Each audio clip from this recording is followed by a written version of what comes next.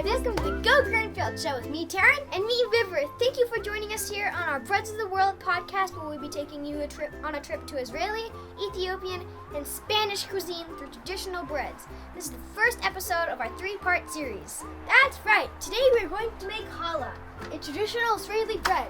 River, why don't you tell us about it? Okay, well, we are going to use yeast, water, flour, sugar, and salt.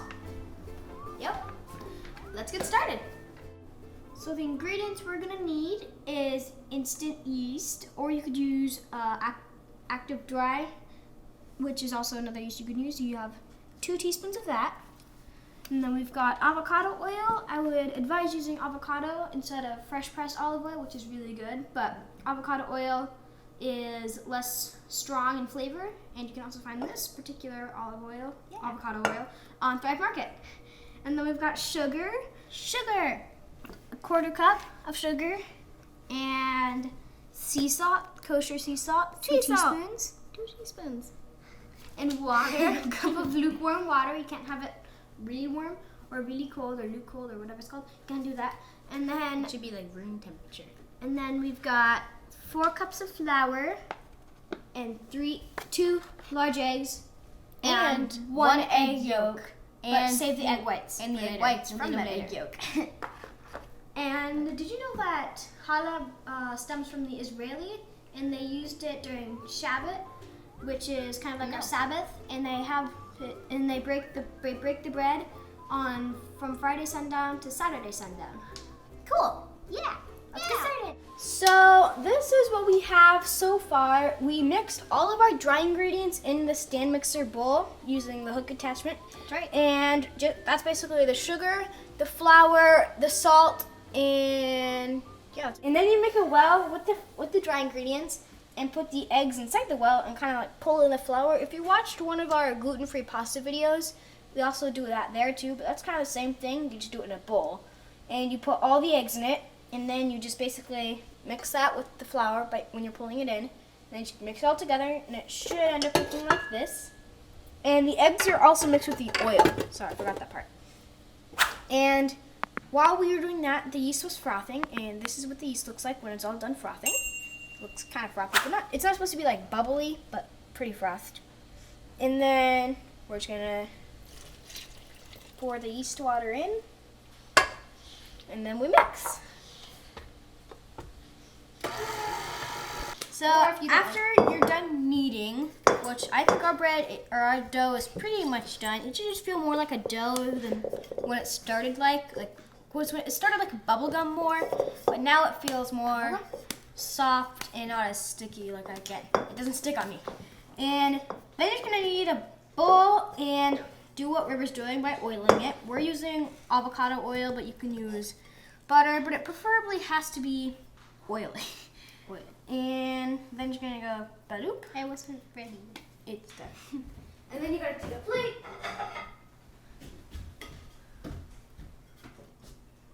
And we use a plate, but you can also use saran wrap or like any sort of covering. Plates work well though. And then you're gonna have to wait about 1.5 to 2 hours, or until the dough has doubled in size. Yay! And that's just called raising the dough. Letting it raise. This is what the dough looks like after it has risen for about 2 hours. Yours might look different, but I took ours out, so it kind of deflated. And we also used whole wheat flour, so ours may look a little different than what yours might look like if yours is white flour. So then you're going to basically divide this into 3 even parts, and then cut it. And then we'll show you what we do next. After River cuts it, and there we go. And then basically what you have to do is just roll these into ropes about 16 inches long. And then you're going to braid it, which is pretty similar to braiding hair. I know that sounds weird, but it is. And you'll see how pretty it looks after we're done. If you've noticed from other episodes, River isn't the best at braiding ropes. Oh, in the pretzel episode, your ropes were always really weird. That's true.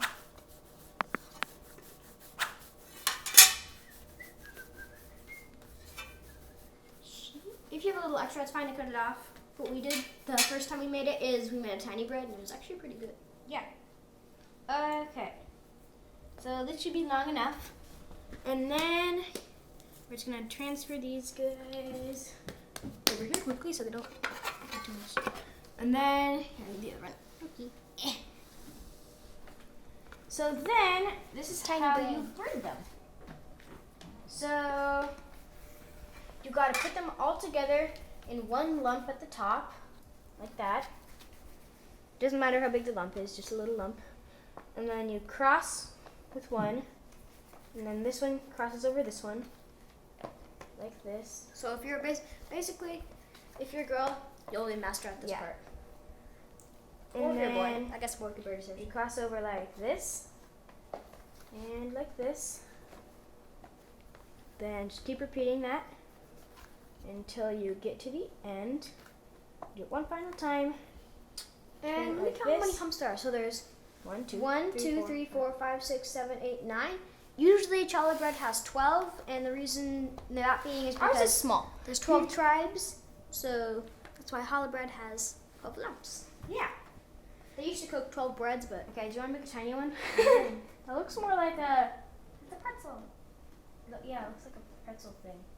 Okay, this is our mini braid. This will be very overcooked by the time this one is cooked. Tiny challah. Sure you want to do that? Okay. Looks cute. It's a little baby challah. It's cute. Okay, and then That we're just matters. going to cover this up with a clean dish towel. Oh, sorry, Comment. That's our dog. Yeah, that's our dog. And basically, you just do it like this, like he's sleeping. You can even get him a pillow if you want, but I wouldn't advise it because you may get And then you let it sit for about an hour. Yep. This episode was brought to you by Thrive Market and these other wonderful sponsors: Magic Spoon, Fresh Pressed Olive Oil, Wake Up Foods, and Desert Farms. And now, back to our show. After you've let this sit for 40 minutes, we're going to brush it with egg whites. Yay! And if you think you heard us wrong, it actually is 40 minutes because you want to do this 20 minutes before you preheat the oven to 350 degrees. So yeah. Don't forget the little guy. I'm not gonna forget. Now that our bread's done cooking, we cooked it for 15 minutes and we rotated it, and then we cooked it for another 15 minutes. I'm going to show you, Taryn and viewers, how to properly eat challah. So basically, Challah. Basically, what you do is you break a piece off. There we go. Got it. Whoa. This is your ginormous piece. Yay. Oh. But basically, as the Jews did it, they did it for thankfulness while they were praying, and then they're like, okay, you get this piece, and I guess you break them off for the 12 tribes, and then you're like, okay, now you can eat. And the traditional story of communion is when Jesus breaks the bread right before he dies on the cross. So that's why they do break bread, because it's basically the religion. This would be good with butter. Thank you for listening to this Go Greenfield podcast, and if you want to see more photos, videos, podcasts, and awesome cool recipes, go to GoGreenfields.com or visit our Instagram page. Yeah, they're awesome recipes. Or all of our other Instagram-y, Facebook-y things. Yeah. Social media stuff. Yeah. Bye. So thank you for listening. Bye. Okay, whoever's listening, this is called the History of Challah. At the time when the temple stood in Jerusalem, there were 12 special unleavened wheat loaves called challah. These loaves represented the 12 tribes of Israel who together formed one whole. This episode was brought to you by Thrive Market and these other wonderful sponsors: Magic Spoon, Fresh Pressed Olive Oil, Wake Up Foods, and Desert Farms.